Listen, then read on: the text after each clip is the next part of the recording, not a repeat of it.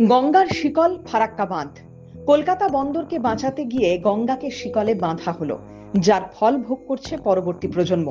বাঁধের উজানে গঙ্গা নদীর জলপ্রবাহকে আটকে রাখা হয়।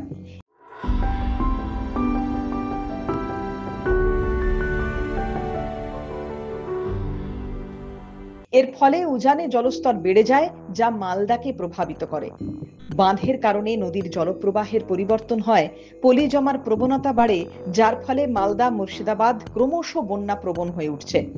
বর্ষার মরশুমে গঙ্গার পাড় ভাঙে, নদী গিলে খায় পাড়।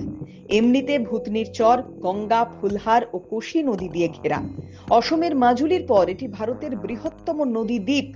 এমন নদী দ্বীপগুলো সাধারণত দুই দিক থেকে জল দ্বারা পরিবেষ্টিত থাকে, যা বন্যার ঝুঁকি বাড়ায়। গঙ্গা নদী ভাঙনের জন্য পরিচিত এবং ভূতনি চরের নদী তীরবর্তী এলাকায় নদী ভাঙন একটি বড় সমস্যা। নদীগুলোর জলস্তর বৃদ্ধি পেলে বা বাঁধ ভাঙলে সহজেই লোকালয়ে জল ঢুকে পড়ে, যার ফলে বহু মানুষ ক্ষতিগ্রস্ত হন। এবারের বর্ষা মরশুমে রতুয়া এক ব্লকের পশ্চিম রতনপুরের ভাঙা বাঁধের অংশ দিয়ে গঙ্গার জল হু হু করে প্রবেশ করছে ভূতনির সংরক্ষিত এলাকায়।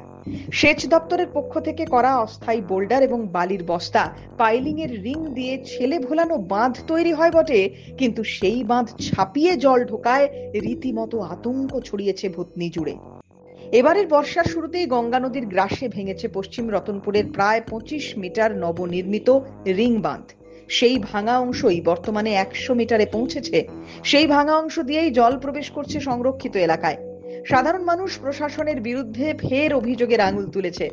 রাজনীতির আকচাক চিতে উঠে আসছে আশ্বাসের গাজর, কিন্তু মূল সমস্যায় আলো পড়ছে না কিছুতেই।